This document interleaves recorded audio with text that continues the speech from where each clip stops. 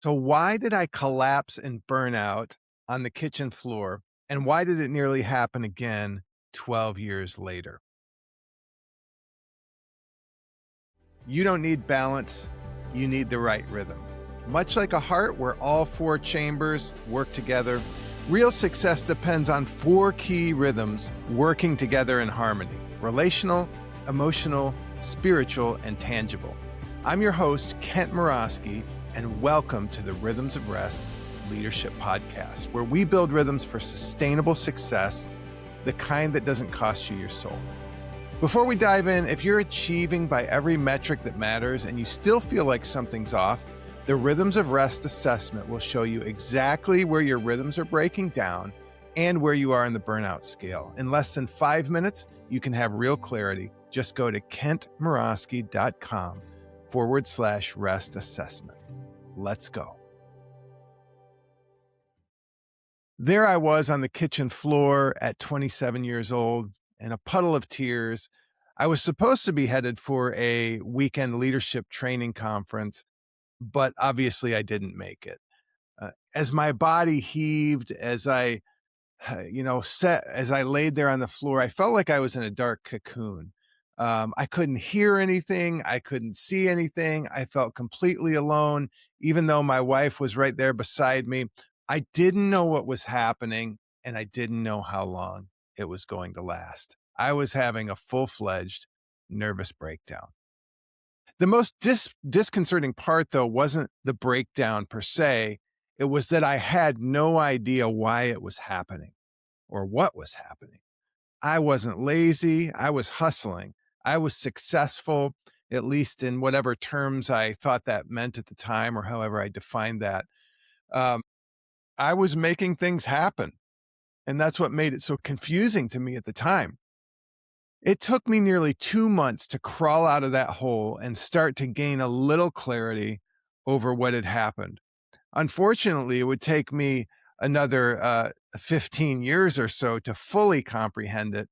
But that's another story, and I'll get a little more into that as we go. 12 years after that initial burnout, that nervous breakdown, it nearly happened again, and I almost didn't see that one coming either. But I did, fortunately, at that time, I had developed a built-in alarm system, so when I started getting close to the edge, my anxiety levels would peak to the point where I knew I had to back off or it was imminent. Now, between those two breakdowns, 12 years apart, the first one being full-fledged, the second one being a near miss, I tried every single thing, maybe not every single thing, but most of the things that the wellness world told me to try: exercise, meditation and prayer, eating better, early morning routine, more time off, a day of rest. And I kept ending up back on the same version of that floor or a similar version of that floor somehow. Now, here's what 20 years finally taught me, and what no one in the wellness industry was willing to say out loud or is willing to say out loud. I had been working very hard for a long time at the wrong question. So sit in that for a moment. The question isn't, how do I work less? The question isn't, how do I balance things better? The question itself was broken. Now, for over a decade, the wellness industry has told leaders that, one thing about burnout, that the answer is balance. And it's a promise that doesn't deliver. See, by every measure that matters, balance does not deliver. It has not delivered for me, and I doubt it's delivered for you. If you're a business owner or senior leader, your odds of feeling burnout today are higher than they were when you started. That's what research shows us. The money's been real. The numbers haven't moved. The global wellness industry is over a $6 trillion industry. That comes from the Global Wellness Institute. Corporate wellness, it's now the largest single line item in a lot of HR departments. Deloitte did some research and they found that more than 3/4 of its senior executives report symptoms of burnout. 3/4, 75% of senior executives report symptoms of burnout. The APA recorded the highest workplace anxiety and chronic stress that they've ever measured. Now, I've watched this from both chairs. I've watched 25 years I had of leading organizations, or 20 years, and then the past 6 years of coaching executives. And I tried the menu myself. And I've watched dozens of CEOs and executives try it before they ever walked into my virtual office. And I've personally watched leaders crash and burn and take good people down with them. And I was almost one of them. And I'm just going to let you know up front, that pisses me off. My belief is that whole people make better leaders. And leader, I just want to tell you something straight. It's not just about you. Your leadership is not just about you. It's about the people that you've been privileged to serve and work with. But whatever the menu was supposed to do for people that were running things or that are running things, it has not done it. Now, here's why balance is the wrong frame. Let me just do a quick exercise with you. I want you to close your eyes for a second, and I want you to say the word balance. So, your eyes closed, just say the word balance. What's the immediate picture that comes to mind first? I can almost guarantee it's some form of a scale with equal weight on both sides. That picture you always see of the old scale where you're trying to have equal weights on both sides, because the word balance means equilibrium. And that's the whole problem. Uh, you know, the whole problem is that balance means equilibrium and life is not equal. The problem is in the word itself. Balance is borrowed from physics. It's pulled out of physics. It tells you your body, your marriage, your team, your company, they're weights on a scale. And that if you just adjust things hard enough and optimize and tweak enough, that you'll find that point where it's perfectly equal. The thing is that nothing in nature really works in a balanced way like that. The body doesn't balance, it cycles. Seasons don't balance, they rhythm. Sleep and waking, hunger and meal, tension and release. The most productive things on earth aren't balanced, they're rhythmic. See, balance isn't the gift that keeps on giving, it's the lie that keeps on taking. Now, there's 4 chambers. I call them the rhythms of rest. I stopped chasing balance and I built something that actually matches how life works. I call it rhythms of rest, and just it's 4 cadences that humans run on, the same way that a heart runs on 4 chambers. So you've got these four cadences. I call the rhythms of rest, REST, relational. The R stands for relational. That's my inner circle, my coaches and counselors and mentors, my community and tribe. Those are those most important relational, significant relationships in my life. The E stands for emotional. That's my mind and my feelings and the fun and hobbies that refill my emotional tank. The spiritual, that's my identity and purpose, my rest and Sabbath, or day of rest, as you might call it, and my practices or disciplines. And when I say spiritual, I mean faith or a robust philosophy of life. And then the T is for tangible. That's my vocation and my finances, my service to others, and my physical health, how I eat, sleep, and move. Now, here's the part. When one chamber is out of sync, the whole system then suffers. So you can't out exercise a relational rhythm problem, can you? You can't out earn or earn enough money to take care of a spiritual chamber that's empty. It just doesn't work that way. And when all 4 are actually working together, performance and presence stop competing with each other. That's the whole game right there. I want to show you what this rhythms of rest framework looks like. I'm going to put a picture on the screen so you can see these 4 chambers and what they lead to. Here we go. Okay, you can see it on the screen there. You've got the 4 core rhythms, the rhythms of rest, relational, emotional, spiritual, and tangible, the same as the 4 chambers of the heart. And what they lead to when they're all working together in harmony is a whole person. So if you can't see the screen, feel free to go to YouTube and check out this video. You can also watch it there. All right, I'm going to stop sharing that and continue here. So here's the line I wish somebody had said to me on that floor that day, or actually before the floor, I think, even though I probably wouldn't have listened to it at the time. I wish somebody would have said this to me then. Most people think they're burned out from too much work, but they're actually burned out from the wrong rhythm. I think that's worth saying again. Most people think they're burned out from too much work, but they're actually burned out from the wrong rhythm.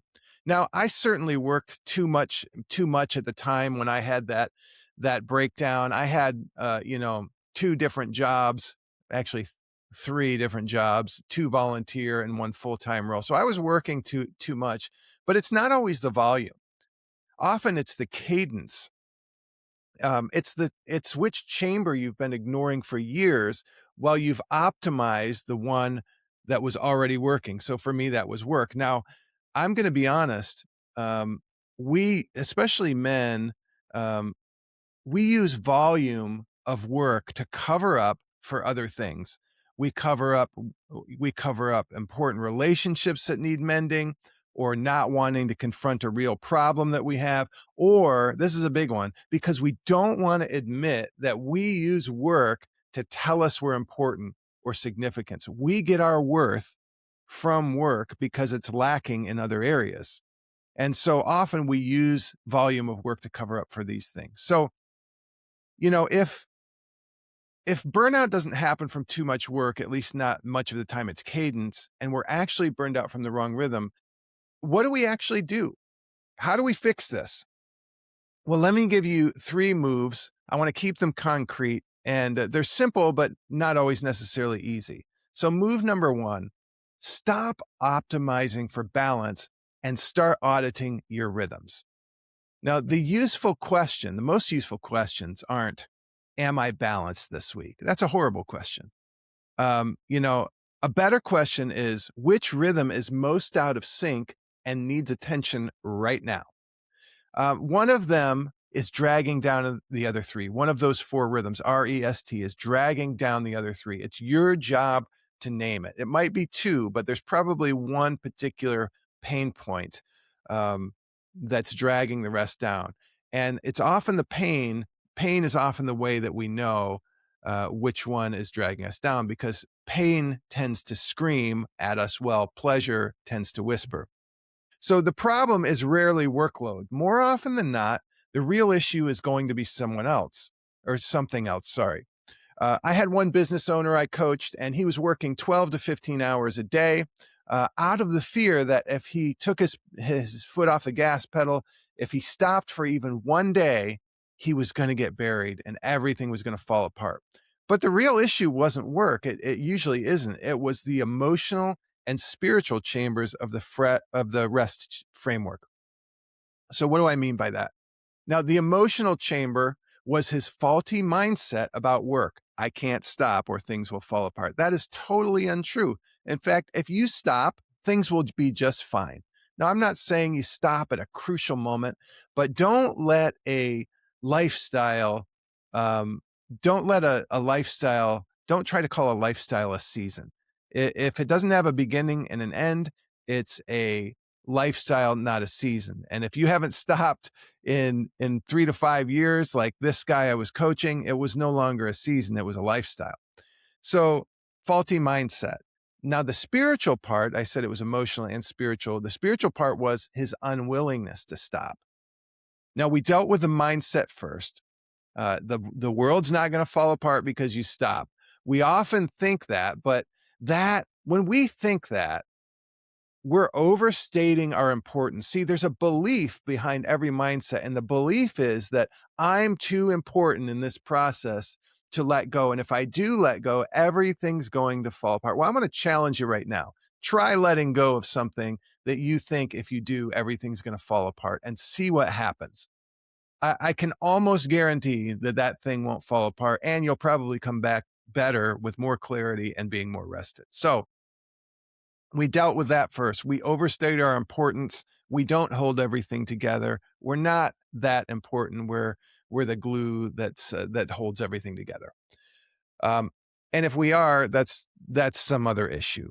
So I won't go any further on that. Then the spiritual. In his case, he was also ignoring what he knew to be true about his faith.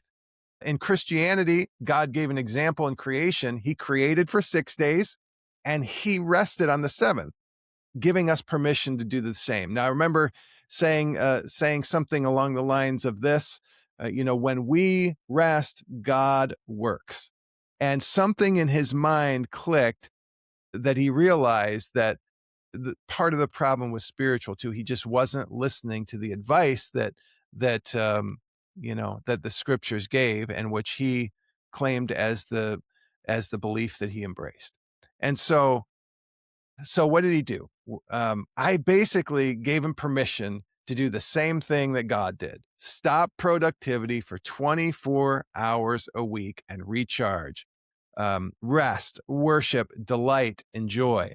So he decided from sundown on Friday to sundown on Saturday that he was going to stop working and do things that were replenishing. And because he figured he could do some work on Saturday night because it was sundown to sunset, that freed him and something shifted in his mindset.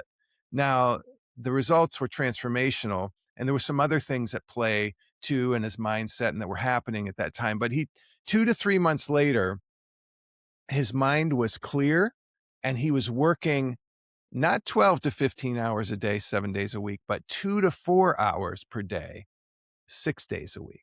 It was that radical of a transformation, a 70% drop in the amount of time worked. Now, I checked in with him not long ago because we had stopped coaching a while ago because he got amazing results, and he was down to 1 to 2 hours a day a year after our coaching and doing some of the things that he had always wanted to do, like writing a book and launching a podcast. So that was a long explanation for move one, which was stop optimizing for balance and start auditing your rhythms. Move number two is pick one keystone change in that single chamber, not a 5-pillar overhaul, 4-pillar overhaul, not a new morning routine with 11 steps, one structural move in one rhythm that changes everything downstream. That's what I mean by a keystone rhythm or a keystone change. It's one move that spurs on change in a bunch of other areas. So let me give you some examples of what this could look like. Maybe in the relational chamber, it could be a weekly meal with your family that does not move, or however many times a week you want to do dinner with your family that does not move. I know for me, even in the height of my leadership role, when I was leading a church, and they often had meetings at night, my goal was not to be out of the house more than one night a week, the most two. I couldn't break two. So that means we had dinner together 5 nights a week. Maybe it's start with just a weekly meal with your family that doesn't move, a Sunday dinner. It could be in the one regular hobby that refills your emotional tank. I don't know about you, but I find that the emotional tank's hard to replenish. And one thing that I found that replenishes it is having a hobby, having some fun. Maybe in the S chamber, the spiritual chamber, it's 5 minutes of silence and solitude every morning before you pick up the paper, before you pick up your phone, as you sit down with your coffee, 5 minutes of clear thinking, meditation, prayer, silence, solitude, whatever you want to do for that spiritual practice. Maybe in the tea chamber, it could be a weekly day of rest, like the coaching client I just shared about, a day where you stop productivity and you do things that actually replenish you with people you enjoy. Or maybe in that tangible chamber, it's a full night's sleep most nights. I had one client that she decided that she was going to get 8 hours of sleep at least 3 nights a week, because up to that point, she had not been getting 8 hours of sleep any night a week. And that changed the dynamic of things and increased her clarity and her rest and her outlook on life. So just pick one in the rest chamber, the 4 chambers, REST, either the one that's lowest, and you probably know which one it is right as I'm talking about it, or the one that you have the most motivation to work on right now. It could be either one. And move number 3, stop calling it self-care. Please stop using that term.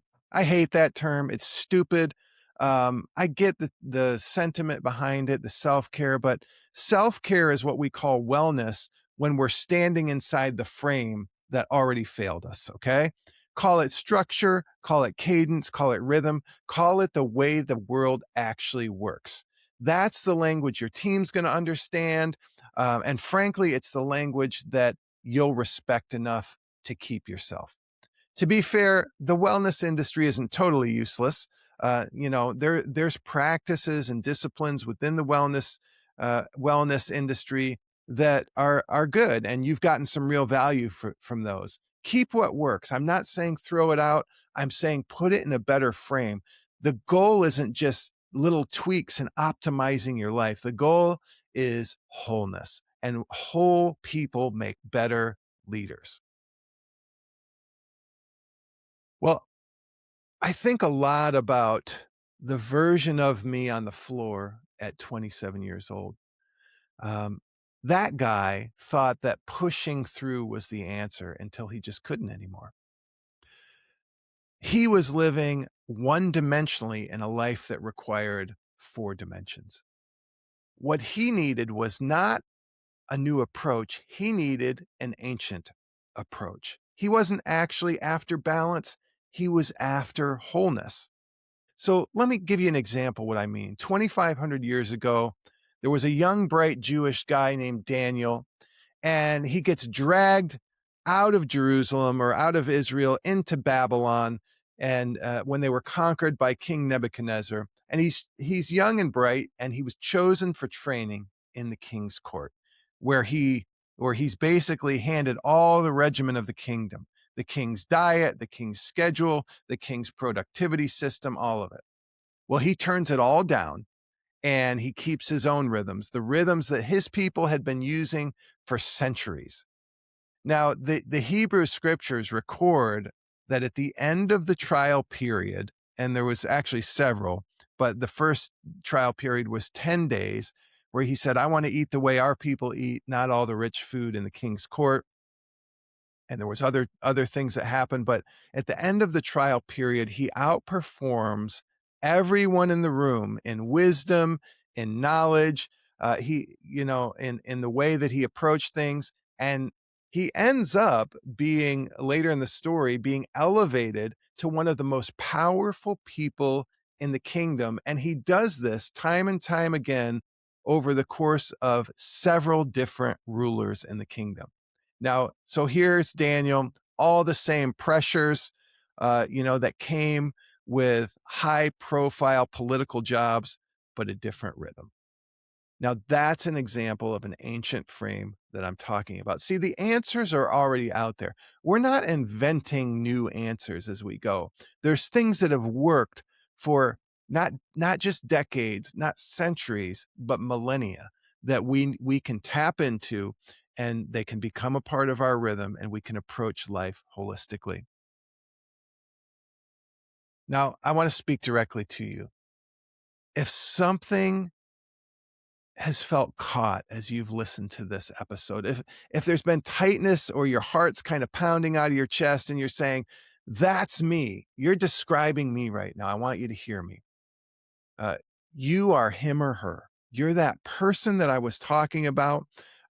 It may have been my story, but I want you to take ownership of it as your story. That the things that you've been trying have not worked. The frame that you've had has not been the right frame, and you want to try something. Not it's new to you, but it's really something ancient. Stop chasing balance. It doesn't work. I want you to start naming your rhythms and living from a place of wholeness in these 4 core areas. I promise you it will help you. Okay, take a deep breath. Here's how we close every episode.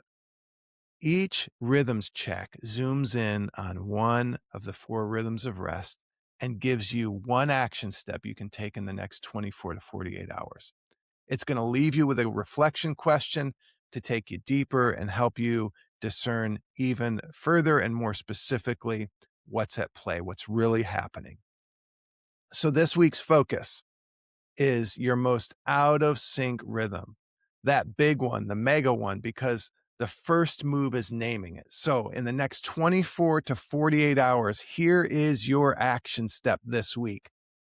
If you haven't done this, go to kentmorosky.com/rest assessment. We'll put it in the show notes and take the rest assessment right now.